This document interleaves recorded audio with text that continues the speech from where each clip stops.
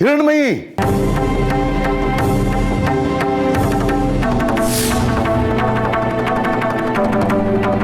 ಏನಮ್ಮ ಇದು? ಏನ್ ಮಾಡ್ತಿದ್ಯಾ ನೀನು? ಇಲ್ಲ ದೇಶಿಕ್ರೆ, ನಾನು ಮಾತಾಡ್ತಾ ಇರೋದು ಅಮ್ಮನಿಗೆ ಕೇಳಿಸ್ತಾ ಇಲ್ಲ. ಅಮ್ಮನವರು ನನ್ನ ಜೊತೆ ಮಾತಾಡ್ತಾ ಇಲ್ಲ. ನಾನು ಎಷ್ಟು ಸತಿ ಕರೆದ್ರು ಅಮ್ಮನ ಮಾತ್ರ ಬರ್ತಿಲ್ಲ. ಅದು ಹಾಗಲ್ಲ ಮಗು, ಸ್ವಲ್ಪ ನನ್ನ ಮಾತು ಕೇಳಮ್ಮ. ಇಲ್ಲ, ನಾನು ಯಾರ ಮಾತು ಕೇಳಲ್ಲ. ಅಮ್ಮನವರು ಕಣ್ಬಿಟ್ಟು ನನ್ನ ನೋಡ್ಬೇಕು, ನನ್ನ ಜೊತೆ ಮಾತಾಡಬೇಕು. ಅಯ್ಯೋ ದೇವ್ರೆ, ನಾನು ನಿನಗೆ ಹೇಗೆ ಹೇಳಲಿಕ್ಕಂದ?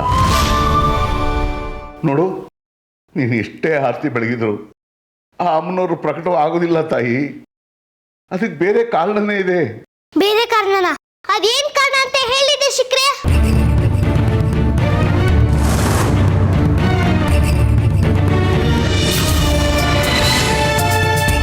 ಆಯ್ತಮ್ಮ, ಹೇಳ್ತೀನಿ.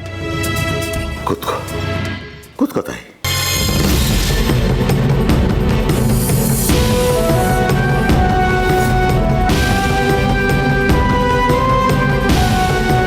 ಹೇಳಿದೆ ಶಿಕ್ರೆ, ಅಮ್ಮನವ್ರು ಯಾಕೆ ಪ್ರಕಟ ಆಗ್ತಾ ಇಲ್ಲ? ನನ್ಗೆ ಯಾಕೆ ಅಮ್ಮನವ್ರ ಅನುಗ್ರಹ ಸಿಗ್ತಾ ಇಲ್ಲ? ಹೇಳಿ, ಅದೇನ್ ಕಾರಣ ಅಂತ ಹೇಳಿ. ಹೇಳ್ತೀನಿ ಕಂದ, ಹೇಳ್ತೀನಿ. ಅಮ್ಮನವರು ನಿನಗೆ ಅನುಗ್ರಹ ಮಾಡದೇ ಇರೋದಕ್ಕೆ ಬಲವಾದ ಕಾರಣ ಇದೆ ತಾಯಿ. ಬಲವಾದ ಕಾರಣನ? ಏನದು ಹೇಳಿ. ಅಮ್ಮನವ್ರಿಗೆ ನನ್ನ ಮೇಲೆ ಕೋಪನಾ? ಇಲ್ಲ ಇಲ್ಲ, ಕೋಪನೂ ಇಲ್ಲ, ಮುನಸು ಇಲ್ಲ ಕಣಮ್ಮ. ಹಾಗಿದ್ರೆ ಅಮ್ಮನವ್ರು ಯಾಕೆ ನನ್ನ ಜೊತೆ ಮಾತಾಡ್ತಾ ಇಲ್ಲ? ನನ್ನ ಕರೆದ ತಕ್ಷಣ ಯಾಕೆ ಬರ್ತಾ ಇಲ್ಲ?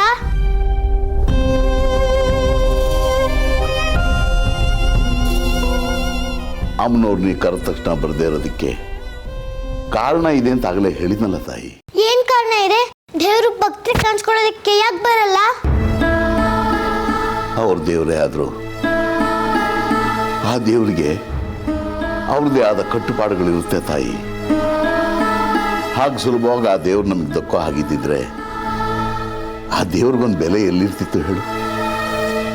ಎಲ್ಲದಕ್ಕೂ ಒಂದು ನೀತಿ, ನಿಯಮ, ಆಚಾರ, ವಿಚಾರ ಅಂತ ಇರುತ್ತೆ ಕಂದ. ಅದೆಲ್ಲ ನಂಗೆ ಗೊತ್ತಿರೋದು ಶಿಕ್ರೆ. ನನಗೆ ಗೊತ್ತಿರೋದು ಅಮ್ಮನವರೊಬ್ರೆ.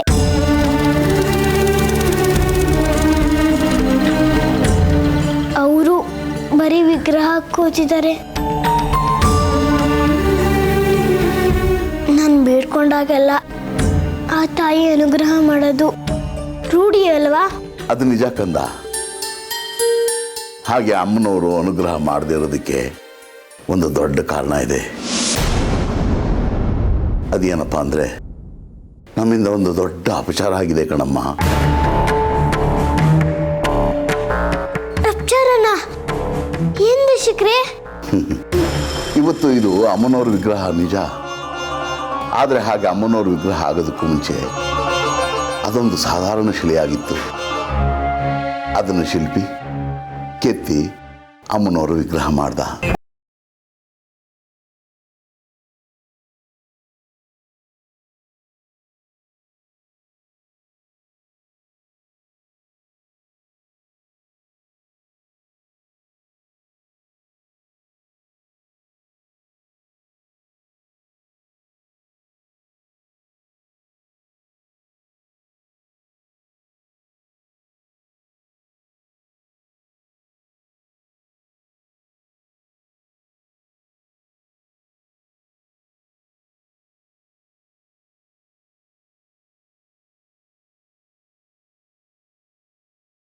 ರೂಪ ಕೊಟ್ಟಿರೋ ಆ ದೇವರು ವಿಗ್ರಹದಲ್ಲಿ ನೆಲೆಸಿ ನಮಗೆ ಅನುಗ್ರಹಿಸ್ತಾರೆ. ಹಾಗೇನೆ ಈ ದೇವಸ್ಥಾನ ಕಟ್ಟಬೇಕಾದ್ರೂ ಶಕ್ತಿ ತುಂಬ ಕೆಲಸ ಆಗಿತ್ತು. ನೇಪಾಳದ ಹತ್ರ ಹರಿಯೋ ಗಂಡಕಿ ನದಿ ತೀರದಿಂದ ಸಾಲಿಗ್ರಾಮವನ್ನು ತಂದು ಇಲ್ಲಿಟ್ಟು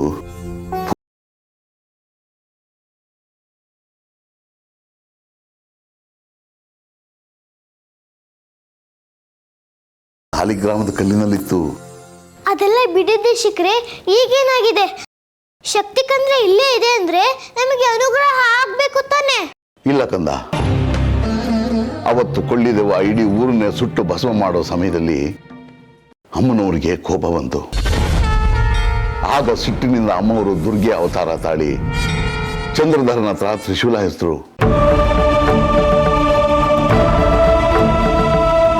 ವಾಸ್ತವವಾಗಿ ಅವತ್ತು ಚಂದ್ರಧರ ಆ ತ್ರಿಶೂಲಕ್ಕೆ ಬಲಿಯಾಗಬೇಕಾಗಿತ್ತು. ಹೌದಾ ದೇಶಿಕ್ರೆ? ಹೌದಮ್ಮ. ಆಗ ನಾವು ಚಂದ್ರಧರನ ಉಳಿಸ್ಕೊಳ್ಳೇಬೇಕಾಗಿತ್ತು. ನಮಗೆ ಬೇರೆ ದಾರಿ ಕಾಣಲೇ ಇಲ್ಲ. ಅಮ್ಮನವರ ತ್ರಿಶೂಲಕ್ಕೆ ಎದುರಾಗಿ ಯಾವ ಶಕ್ತಿನ ಬಳಸಬೇಕು ಅಂತ ಯೋಚಿಸ್ತಿದ್ದಾಗ ನಮಗೆ ಹೊಡೆದಿದ್ದೆ ಈ ಉಪಾಯ. ಆಗ ನಾವು ಈ ಸಾಲಿಗ್ರಾಮವನ್ನು ತಂದು ಅಮ್ಮನವರ ತ್ರಿಶೂಲಕ್ಕೆ ಎದುರಾಗಿ ಹಿಡಿಬೇಕಾಯ್ತು. ಹಾಗೆ ತ್ರಿಶೂಲಕ್ಕೆ ಎದುರಾಗಿ ಹಿಡಿದ ಸಾಲಿಗ್ರಾಮದ ಕಲ್ಲು ದೂರ ಸಿಡಿದು ಬಿತ್ತು. ಆದರೆ ಚಂದ್ರಧರನ ಉಳಿಸ್ಕೊಳ್ಳೋದ್ರಲ್ಲಿ ನಾವು ಯಶಸ್ವಿ ಆದ್ವಿ. ಈಗ ಅಮ್ಮನವರ ವಿಗ್ರಹಕ್ಕೆ ಮತ್ತೆ ಶಕ್ತಿ ತುಂಬಬೇಕು, ದೇವಸ್ಥಾನ ಮತ್ತೆ ಒಂದು ಪವಿತ್ರ ಕ್ಷೇತ್ರವಾಗಬೇಕು ಅಂದರೆ ನಾವು ಮೊದಲಿದ್ದ ಸಾಲಿಗ್ರಾಮದ ಥರದ್ದೇ ಇನ್ನೊಂದು ಶಕ್ತಿಯುತವಾದ ಸಾಲಿಗ್ರಾಮವನ್ನು ತಂದು ಅಲ್ಲಿಟ್ಟು ಪೂಜೆ ಮಾಡಬೇಕು ಕಂದ. ಆಗ್ಲೇನೆ ನೀನು ಮತ್ತೆ ಮೊದಲಿನ ಹಾಗೆ ಅಮ್ಮನವ್ರ ಹತ್ರ ಮಾತಾಡೋದಕ್ಕೆ ಸಾಧ್ಯವಾಗೋದು. ಇದರ ವಿನಃ ಅಮ್ಮನವರ ಅನುಗ್ರಹ ನಿನಗೆ ಖಂಡಿತ ಆಗೋದಿಲ್ಲ ಮಗು.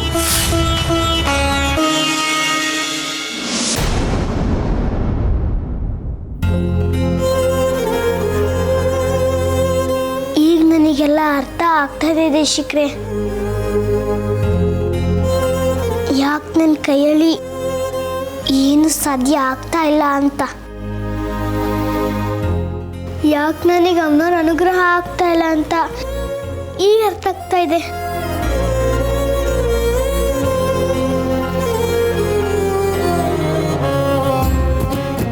ಹೇಳಿದೆ ಶಿಕ್ರೆ, ಸಾಲಿಗ್ರಾಮದ ಕಲ್ಲು ಎಲ್ಲಿ ಸಿಗತ್ತೆ? ಗೊತ್ತಿಲ್ಲ ಕಂದ, ಅದೆಲ್ಲಿದೆ ಅಂತ ನನಗೆ ಖಂಡಿತ ಗೊತ್ತಿಲ್ಲ.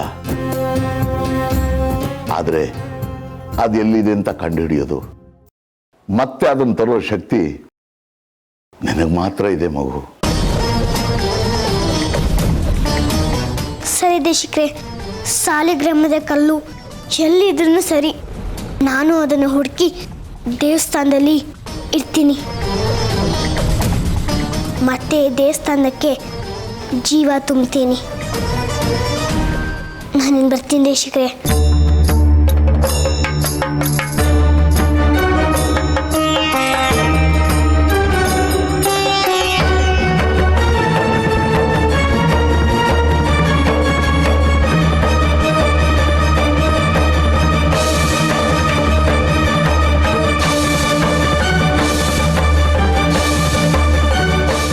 ಅಮ್ಮ ತಾಯಿ, ನೀನೇ ಅನುಗ್ರಹಿಸಿ ಕಾಪಾಡಬೇಕಮ್ಮ.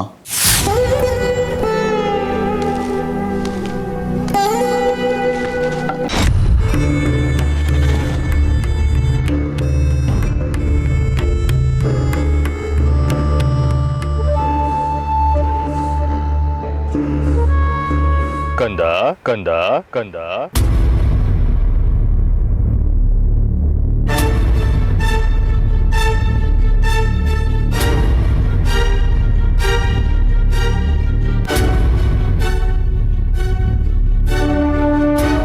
ದಯವಿಟ್ಟು ನನ್ನ ಕ್ಷಮಿಸ್ಬಿಡಿ.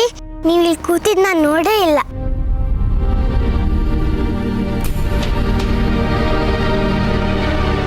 ಇರ್ಲಿ ಬಿಡು. ನಿನ್ನ ತಲೆಯಲ್ಲಿ ಸಾಲಿಗ್ರಾಮದ ವಿಚಾರ ತುಂಬಿಕೊಂಡಿರುವಾಗ ಅಕ್ಕಪಕ್ಕ ಬೇರೆ ಎಲ್ಲ ನಿನಗೆ ಹೇಗೆ ಗೊತ್ತಾಗುತ್ತೆ?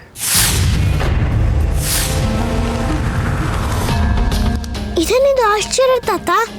ನನ್ನ ತಲೆಯಲ್ಲಿ ಸಾಲಿಗ್ರಾಮ ಕಲ್ಲಿನ ವಿಷಯ ನಡೀತದೆ ಅನ್ನೋದು ನಿಮಗೆ ಹೇಗೆ ಗೊತ್ತಾಯ್ತು?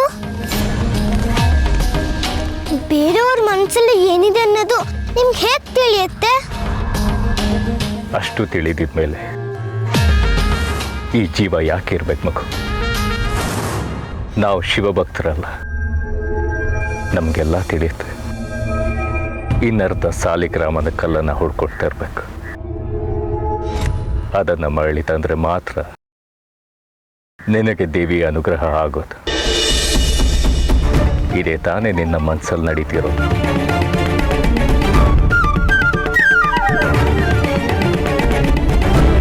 ಹೌದೌದು, ನೀವು ಹೇಳಿದ್ದಲ್ಲ ಸತ್ಯ. ನೀವು ಸಾಮಾನ್ಯ ಪೂಜೆ ಅಲ್ಲ, ನಂಗೆ ಆಶೀರ್ವಾದ ಮಾಡಿ. ಎದ್ದೇಳು ಕಂದ, ನಿನಗೆ ಒಳ್ಳೇದಾಗಲಿ. ಆ ತಾಯಿ ನಿನ್ನನ್ನು ಚೆನ್ನಾಗಿಡಲಿ. ತಾತ, ನಾನು ನಿಮಗೆ ಮೊಮ್ಮಗಳು ಇದ್ದ ಹಾಗೆ ಅಲ್ವಾ? ಇಲ್ಲ ಅಂದವ್ರು ಯಾರು? ನೀನು ನನ್ನ ಬಾಯಿ ತುಂಬ ತಾತ ಅಂತ ಕರೆದ ಮೇಲೆ ನೀನು ನನ್ನ ಮೊಮ್ಮಗಳಿದ್ದ ಹಾಗೆ.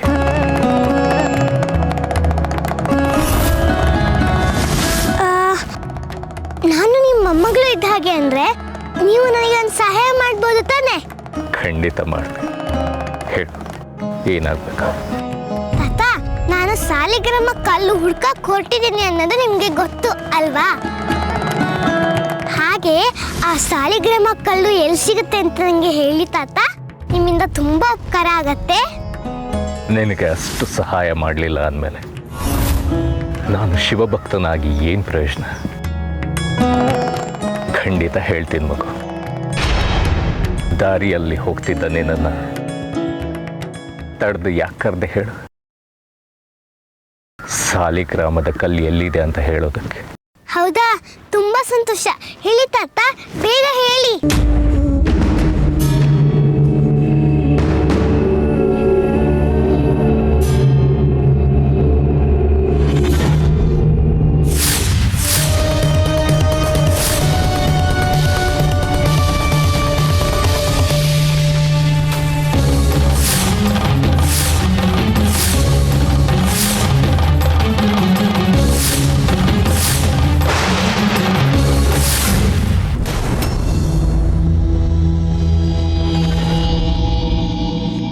ನನಗೆ ಸಿಕ್ಕಿರೋ ಸೂಚನೆ ಪ್ರಕಾರ ನೀನು ಹೀಗೆ ಉತ್ತರ ದಿಕ್ಕಿನ ಕಡೆ ನಡ್ಕೊಂಡು ಹೋಗ್ಬೇಕು.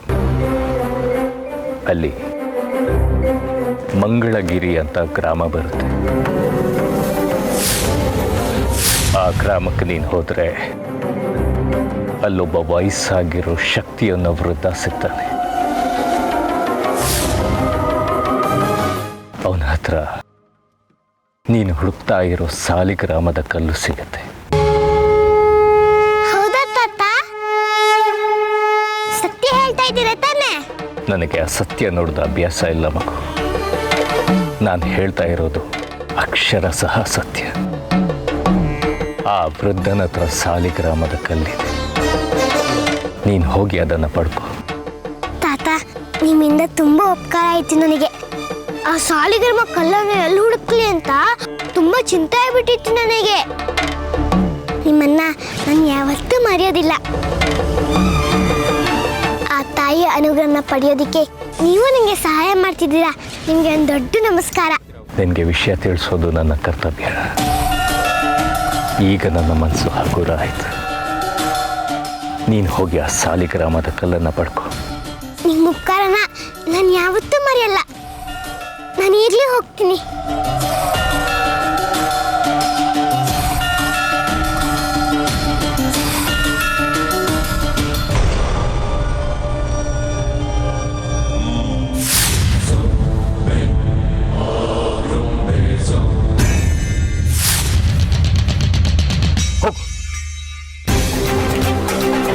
ಹೋಗಿ ಆ ಸಾಲಿಗ್ರಾಮದ ಕಲ್ಲನ್ನು ತಗೊಂಡು ಅದು ನನ್ನ ಕೈ ಸೇರಿದ್ರೆ ಮಾತ್ರ ಶ್ರೀಚಕ್ರ ನನ್ನ ವಶವಾಗು. ಆ ಶ್ರೀಚಕ್ರ ಒಂದು ನನ್ನ ಕೈ ವಶವಾದ ಮೇಲೆ ನನ್ನ ಶಕ್ತಿ ಏನು ಅಂತ ತೋರಿಸ್ತೇನೆ. ಹೋಗು, ಆ ಸಾಲಿಗ್ರಾಮದ ಕಲ್ಲನ್ನ ಪಡ್ಕೊ.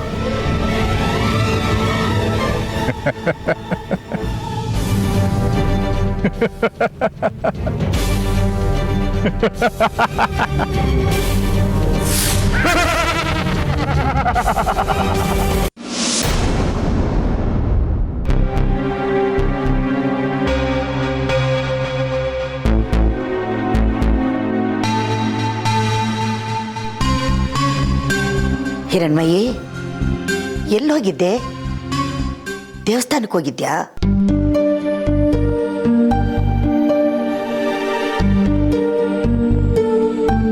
ಇಷ್ಟೊತ್ತು ಯಾಕಾಯ್ತು? ನೀನು ಸೌಗಂಧಿ ಮನೆಗೆ ಹೋಗಿ ಬಂದ್ಯಾ? ಹೌದು. ಯಾಕೆ ಹೋಗಿದ್ದೆ ಅಲ್ಲಿಗೆ? ಏನು ವಿಷಯ? ಏನಿಲ್ಲ, ನಾನು ಸೌಗಂಧಿಯವ್ರ ಅಪ್ಪನ ನೋಡಕ್ಕೆ ಅಂತ ಹೋಗಿದ್ದೆ. ಅವರಿಗೆ ಮಾತುಕತೆ ಇಂತೋಗಿರೋ ವಿಷಯ ಯಾಕೆ ನನಗೆ ಯಾರು ಹೇಳಿಲ್ಲ?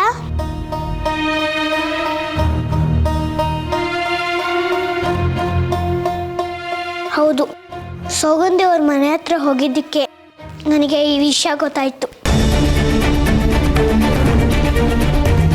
ಸೌಗಂಧಿಯವರಮ್ಮ ನನ್ನ ಹತ್ರ ಕಣ್ಣೀರು ಹಾಕಿದ್ರು, ನನ್ನ ಗಂಡನ ಕಾಪಾಡು ಅಂತ. ಆದರೆ ನನಗೆ ಅಮ್ಮನವ್ರ ಅನುಗ್ರಹನೇ ಆಗ್ತಾ ಇಲ್ಲ.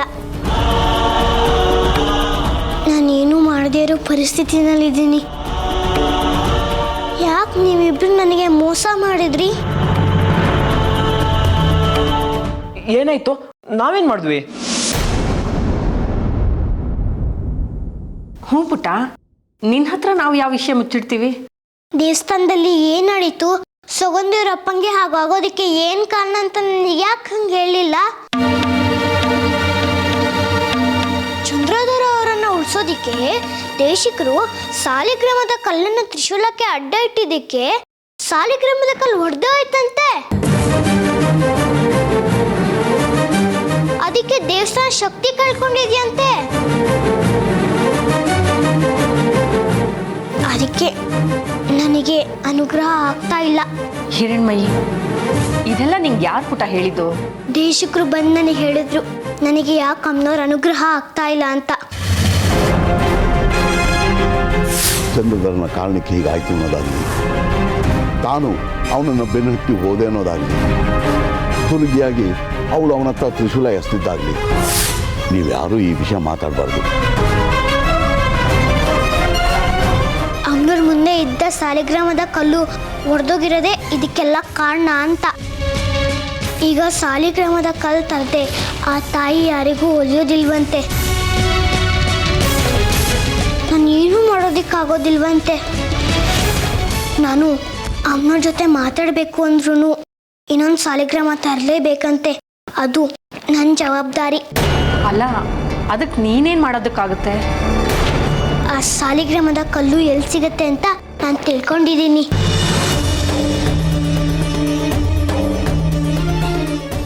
ಅದು ಮಂಗಳಗಿರಿಯಲ್ಲಿ ಸಿಗತ್ತಂತೆ. ನಾನು ಹೋಗಲೇಬೇಕು, ಆ ಕೆಲಸ ಆಗಲೇಬೇಕು. ಅದಕ್ಕೆಲ್ಲ ನೀನು ಯಾಕೆ ಹೋಗ್ತೀಯ ಪುಟ್ಟ?